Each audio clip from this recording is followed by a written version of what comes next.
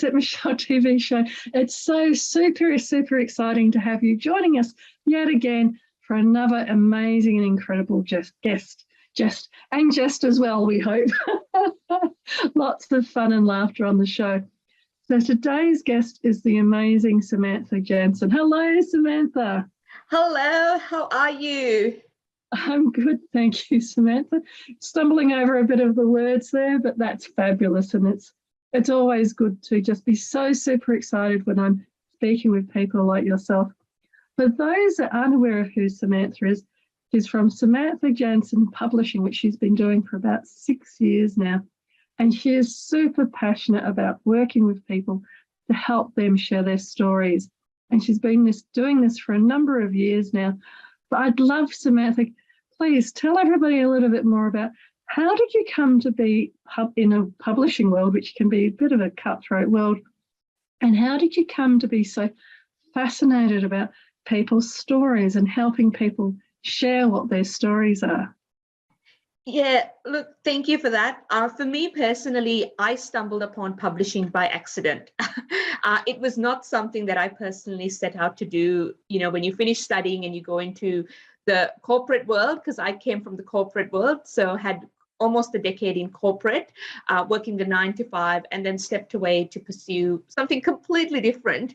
And then it was about 7.5 years ago that I got approached to share my personal story in a collaborative book around my journey and what mindset and positive thinking and all that means to me, and how I've been able to navigate countless challenges from my teenage years to my early adult life, and then parenting and all of that combination of things, all these different things that I suppose in life we get to experience. And I thought, oh, this is different. Share my story in a collaborative book. And yeah, I wrote that story. It was not too long. I think it was about 2,500 words in this collaborative book. That book launched. And at the back of that, what happened was really, really exciting. So this book came out and I started going to different events, because at that point I had a coaching and a consulting business. And I was using this book just to say, look, this is who I am, get to know me. And, sharing this book with people, didn't think too much of it. Honestly, there was no strategy per se, rather than just going, yeah, connect with me. And there was a ripple effect from this little chapter in this book. And I just thought, hey, this is something worthwhile pursuing. Let me look into it. So my strategic mind, I suppose, started mapping things out. And fast forward I think it was about nearly 15 months later, I launched Samantha Jansen Publishing. And the core essence of that was really, if I saw the benefit of that, then can I make a difference out nationally and potentially internationally with people that really want to tell their story? So that was sort of the starting point. And truth be told, as a result of that, I've met some beautiful people. I have learned so much through their lived experience. I think that's the power of these sort of conversations. When you get out there and start talking to people, getting to know their heart and what drives them, what their purpose is. I have learned a lot, in the last almost 6 years as a result of doing this.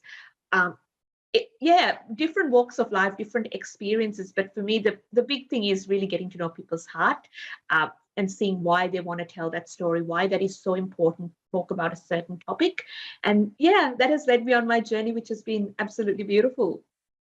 And what a wonderful and fabulous journey it sounds like, from all the way from that corporate world and a traditional, having a consultancy and doing the traditional consultancy type of work, through that serendipitous, falling into writing part of a book and then seeing the impact and the effect that has, and seeing how your own thinking developed and changed, and how you could then help others to kind of realise the power of that spoken word, and more importantly, that storytelling of their stories and sharing their hearts and being that bit vulnerable about who they are and how they've come to be. I'm fascinated then, because that does change people's approach to things, having those kinds of insights. What would you say then today would be your definition of success for yourself? Yeah, see, that's a really interesting question. And I think success means different things to different people. When I take a look at it on a personal level, so not so much on a business level or running a business or working or anything like that, I look at it more as an inward approach. And success to me is being able to live my values and the lifestyle that I desire. So it is not monetary based, yeah, we need to make an income, we need to do all these things, but for me it's just the choices that I get to have every single day is how I count success. And that has been really, I think, when I reflect back, right here, right now, when I look back on the last probably, let's say, 15 to 18 years, particularly from 10 11 years ago, I was in the corporate world at 9 to 5 running back and forward, and as much as there was certain levels of fulfillment, there was other things that sort of fell off because I couldn't sustain that for 20 or 30 years. And then you flip the coin and you kind of go, well, you run a business, you're working, you're doing all these other projects, you're a parent, and then there's other demanding things that kind of meet you on that journey. But I think right here, right now, when I stop and pause and reflect and do a bit of journaling and I think about, life and the comparison, success is really, to me, that freedom, that choice that I have. As a result, every day I get to do something that I love, as opposed to feeling like I'm dragged to do something that is okay. And that's what success means to me. Fabulous. And what a beautiful definition or explanation of success for yourself. That I love that, looking at living your values and your lifestyle and having those choices and having that freedom, that following your passion and following your heart.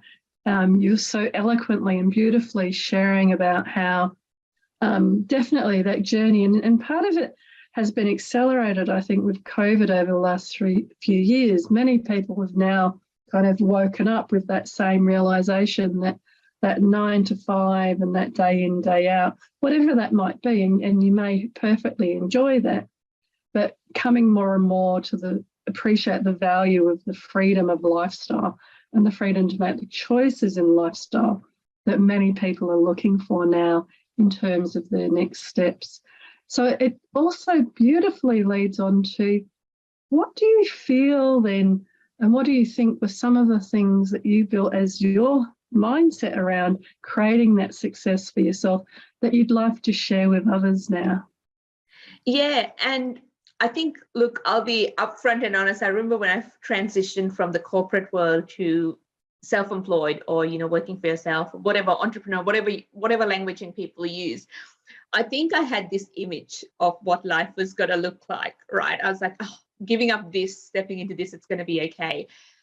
And it was completely different because I was working a lot longer. It was crazy long hours. I was barely sleeping.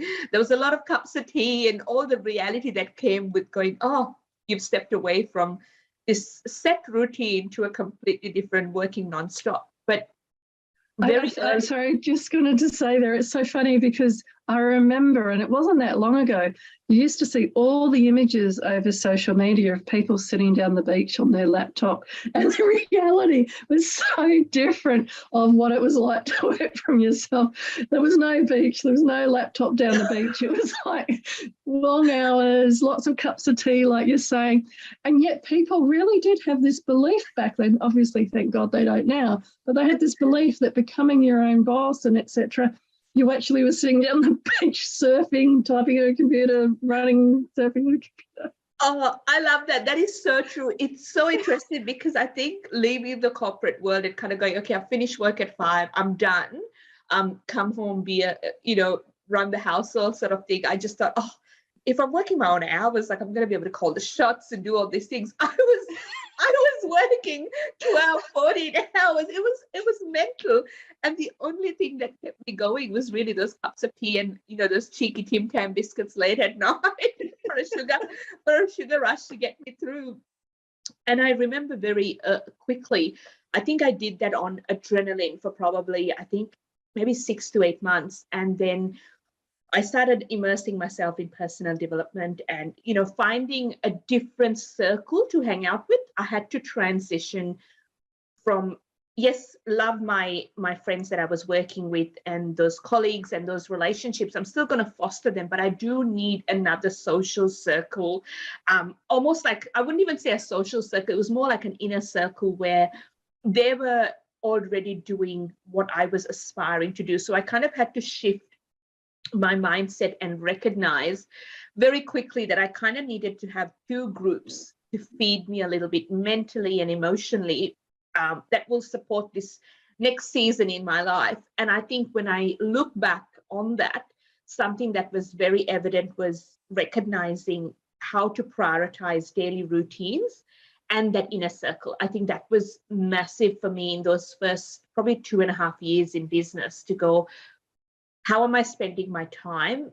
And am I saying no to things that are not going to serve me long term? You know, not going in for the quick fix as much as I kind of want to have a quick fix with something like, oh, you know, go out for a long lunch with some friends and then maybe do a movie and whatever else. Yeah, as much as I would love that, you know, losing 5 or 6 hours is not ideal right here, right now. I kind of need to pace myself. Could I use that 5, 6 hours to do something else and go to bed a little bit earlier, because, you know, I've been running on 4 or 5 hours sleep for a few days. So it was really stopping and taking stock of how I was behaving and the choices I was making, because otherwise I knew I was going to burn out, because there was only so much I could have done between still being, you know, a present mum to my children. At the time, my children were very young, and yeah, juggling all these big goals and dreams I had when I first started, that it's like, oh, so much to do and so little time. So yeah, I would say prioritizing time and really looking at that social circle was massive in those early stages. And I really love, thank you for that, because I really love that beautiful expression that you just used about the next season in life, which encapsulates that transition and yeah, the Tim Tams and the long hours and the cups of tea. So you shared so beautifully then about how it is a rocky road and you can get through it, but it's you're learning along the way. You're learning about balancing and prioritizing. You're learning about the inner circle that you so beautifully described, about taking some people that you used to know on the journey, but also introducing yourself to some people that are already doing it and already on the journey, so that you have that nice balance in that interim phase. So you're not kind of cutting off completely from what you know from the past, but you are building those stepping stones into the future. And the prioritizing that you again so lovely explained it about, well, that, you know, even 2-hour lunch that you might have done in a corporate role because you were going to some sort of networking event, the travel may also have meant that you were, you know, doing it maybe for 3 hours, sneaking in the extra hour because you needed to travel back and forth, which again, when you're in a corporate sort of environment, you can kind of manage your time and get around. But working for yourself, that balance of that 3 hours to go and network versus 3 hours of doing client work is something that's very different to get your mindset around. And I love that. For me, that, you know, next season of life is a really beautiful way of describing how, well, perhaps if you have really young children, you don't have that mindset capability or space to then be thinking about, should I go to the lunch or should I work on the client work? Because it's all about the immediacy of the young children you have, for men and women. I'm not just saying women here. So that season of life element, I think, is really important to keep in mind about what inner circle and what prioritizing you're doing in your life, whether that's moving from corporate to a new role and setting up a business, or whether that's even like now, you've been going for nearly 6 years, what next stage you take that business to. It's looking at holistically at all of that. And again, you might find that the people you've surrounded yourself with from the inner circle for publishing may not be the people that for online programs, etc. You then again have to shift to a new group of people. But it comes back so beautifully to that season. Absolutely. And I think recognizing that we're all on a different journey. yes, some people cross our paths at a certain time because we're on, sharing a similar, I suppose, similar role in some way, working on a particular project. There's alignment, there's shared values, and there's purpose on that.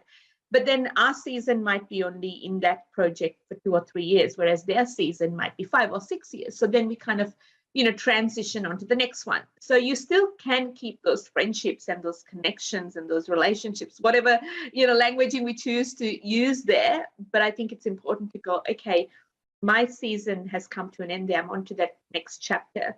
And I'm going to still keep in touch, but I'm going to recognize that I need to be building and serving this particular project because this is the season I'm now in, and this is going to help me get to that next stage. And this is where I often, when I'm talking to people, I always am mindful that just because, there's alignment here and now doesn't mean to say we're in alignment with everything that they're doing and I'm doing, because, I might have 2 or 3 different projects happening at the one time, and I have 2 or 3 different circles for that, because that's how, one, that helps me stay accountable. 2, I'm learning and growing. And for me, learning and growing, every day, every week, every month is so important for my mental health, but also for my career in terms of where I want to go. So, yeah.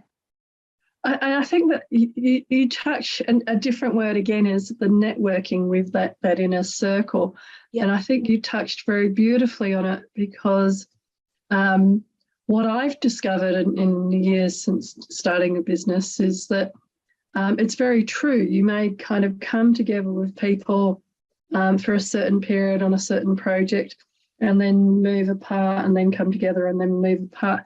But what I've realised over the years is that it is that long-term journey, that whilst you're in business, you're going to have people come in and out and relationships come and partnerships come and go. But it's actually where you find, and the way I used to describe it, your tribe. Yes. So it's where the values more align, that you and that tribe kind of grow together. And it's interesting because it's slightly different to a corporate career where you have that tribe of, say, project managers or change managers or, IT professionals or whatever. And you and that tribe go in and out of roles over certain years. Yeah. This is where, in the business sense, you kind of go in and out of programs and projects and clients over the years. And in some ways, the world has gotten bigger with globalization and with all of the technology, but it's actually also got smaller because the pool of people working in that space is actually smaller. Yes. I think LinkedIn, there was something like, I can't remember the numbers, but, it was like 1% were actually active on something like LinkedIn. Wow. Out of the, 6 billion people or something like that. I can't remember the numbers exactly. But that's why I'm describing it this way. So it might seem like when, for example, you went into the publishing world, it was such a big world, but I'm sure you very quickly found that the inner circle and the people you're looking for, the group got smaller and smaller as you looked at it, because there wasn't as many people as it might have seemed from the outside. Absolutely. And I'm trying to think of that saying, I can't remember the saying, but often from a distance, you look at something, a situation or an event or whatever it is, and you kind of go, oh, that looks amazing. And it's got all the bells and whistles and all of that, right? And often as you get closer, you go, hang on, actually, now that I've gotten to know these people, now that I'm hanging out with them and I'm learning and growing, it is a lot of hard work, that whole blood, sweat and tears kind of methodology of going, they've done a lot of paving in order to get to where they are. So I'm going to count my blessings that I have been, my path is crossed with this, because I can learn from that. But then also, what am I doing to give back in that setting? So as you said, it looks big and scary, or, big and overwhelming, whichever way you look at it. But as you said, when we get closer to that and we're, we've got skin in the game, as I call it, it's a very different picture to what originally we saw from the outside. So, yeah. In music, it's a really, they use this example a lot in the music industry, where it's only like taken 10 years to become an overnight success. So I love your example with the paving stones, because I'm sure if you talk to bands, there's been 10 years of many hours of doing pub gigs and this and that and radio interviews and all of that background work like you're describing, that from the outside looks very glamorous, but is actually a lot of very hard work. Oh, absolutely. And that sort of brings me to this little tagline that I'm going to use, and hopefully people don't get offended. It's that comment where they go, self-made millionaire. And I'm like, I get you're self-made, but I'm sure there was a business coach, there was family members, there was many challenges that came your way that helped you become the self-made millionaire. Like, it's not like you woke up and went, oh, I just had this idea in my dreams and I rolled it out and I made $1 million over time. It's like, no, there was the IT team, and then there was the website people and the branding, and there was all of these people that kind of need to be acknowledged and say, hey, thank you for helping me on my journey, because yeah, I'm self-made, but all of you guys helped that way. So yeah, I'm not having a go at it. It's more just, recognizing that business, careers, whatever we're doing, the more people we have in our corner, the more people's lived experience that we get exposed to through conversations, through reading books, attending courses, getting a business coach, all of that really helps our journey. And we can't not credit them and not mention them and acknowledge them, because we're human beings, we're seeking connection and relationship, and all of that is a contributing factor to achieving things in life. So yeah, I wholeheartedly agree. I remember a very dear client that won an award last year, and she mentioned me as part of the thank yous publicly on LinkedIn, and I was really quite chuffed. But you're exactly right. It's aligning those values so that when you find the clients like that, you want to do repeat work and repeat business with them, because again, a funny old cliche, but these cliches, many of them are very true, about how it takes a village to raise a child. I think that same sort of analogy, where it takes, a lot of support networks to raise a business. And I love how you're pointing out the self-made millionaire. It's kind of like that no man is an island idea. yes. If you were a self-made millionaire on an island by yourself, then you could be a millionaire of sand, but you needed an IT guy to do the website and a marketing person to tell people where to go to the website. So it's kind of funny. Absolutely. I so agree with you, because I remember when I did my very first book launch. So this is going back about, I think, 5.5 years ago, and I had my parents in the room. They came along to support me. And I'm pretty sure actually that one I actually had my kids as well. And at the time they were both in primary school. Now my daughter is in high school, but at the time they were both primary school, and my son was quite young, and running around and just bribing him with biscuits to just sit still and go, this is mom's working event. Like, you just calm down a little bit. Don't run around. Don't drive your Hot Wheels under chairs. And anyway, long story short, I remember when I got up on stage to acknowledge the authors and their families, I made sure I pointed out that I had my parents and my children in the room. And at that time, I acknowledged them, said my thank yous. And I remember later on in the night, a few people came up to me and said, oh, Samantha, I had no idea you had young children, because, you show up on Zoom, you're traveling. This is pre-COVID, obviously, jumping on planes and going and doing things and running workshops. And, we cross paths at a very short pace, like, a little coffee conversation. So it's not like you get to hear my whole story about me being a mom. We kind of connect on a professional level. And I said, oh, yeah. So you met my family, and, those are my little munchkins. And they're like, wow, okay. And I said, well, this is the part that you don't see. I've got 2 people campaigning and supporting me. And that is why I can live my life purpose, and I can pursue the things that I'm dreaming big, I want to achieve, because I have a support network. But if I was, as you said, like a lonely man sitting on an island, well, nothing would get done. So I could never claim self-made. Like that would not be a tagline that I personally can use, because I have to sing out that praise to the people that love and support me. I probably drive them a little bit crazy with all my requests, going, can you help with this? And can you help with that? The truth is, because of their support, and them, I suppose, understanding what I want to achieve, me clearly communicating, this is what I'm looking to do in the next 12 months, and I need help here and help here. And then finding the right people, asking my family for help, still, the kids still do need a little bit of caretaking. So from time to time, I do need them to step in and help out and all of that. And I think acknowledging it for what it is so important. When we're talking about success, I think, again, recognizing that for me to achieve that success, I need to be grateful that I have people that love me so much, that champions me.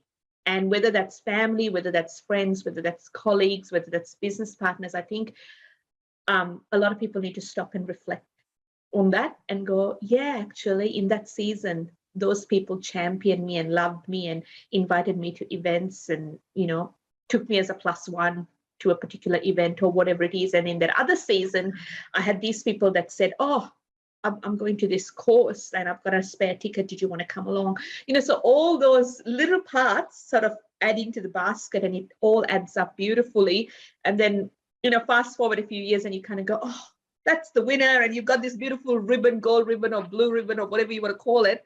And it's like, yeah, but all these memories and all these people serving and loving me is what helped me get there. So what is success? Well, yeah, it comes back to, again, yeah, that inner circle and being grateful and reflection time. I think reflection time is so important in everyday life. So, yeah. So beautifully put again. So you can tell that you're a storyteller and that you're used to sharing these beautiful ideas, because it's so inspirational to hear you speaking. And I'd just like to say, we were talking about the self-made millionaire, but everything you were describing, I was thinking that's where the millions are. Those people that love you and support you, those people that are there and taking care of you, and even sharing you on through those long nights with the cups of tea and Tim Tams. That's the millions. To me, when we're all on our deathbeds, we're not going to be talking about the money. We're going to be talking about the relationships and the people that were there supporting us through those different steps. And in terms of supporting people, I know that you have a lovely publishing company. So if people wanted to get hold of you and connect about that, what's the best way of reaching out? Yeah, I would say LinkedIn, just looking me up LinkedIn, Samantha Jansen, and Samantha Jansen Publishing is on LinkedIn as well. But yeah, LinkedIn, I'm on Facebook and I'm on Instagram as well. So just look up Samantha Jansen and I'm sure we'll connect and we can chat. So yeah. That's fabulous. And one of my other favourite questions is asking people, if you were to give your younger self some advice, what might that advice be? So I would say definitely be consciously aware of your social circle and don't worry about trying to fit in. Yeah, definitely. I think sometimes we want to belong. We want to feel like we're a part of a particular environment.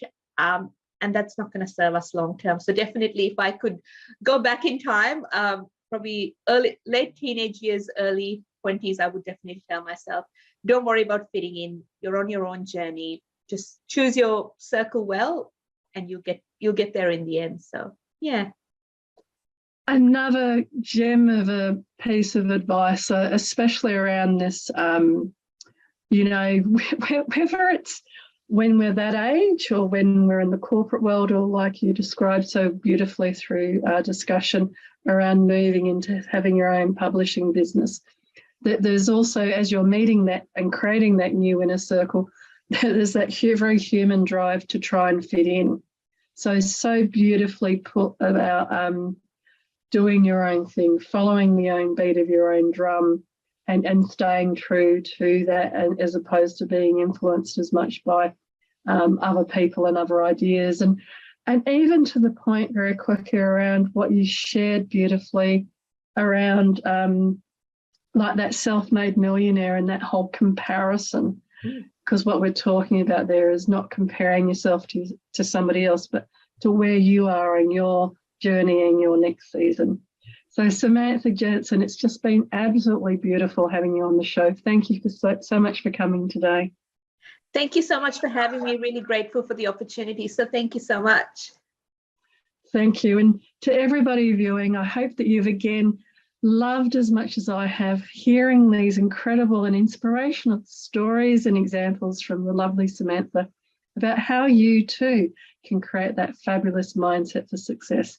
But for now, from my heart to your heart, be great, be fabulous, and be you.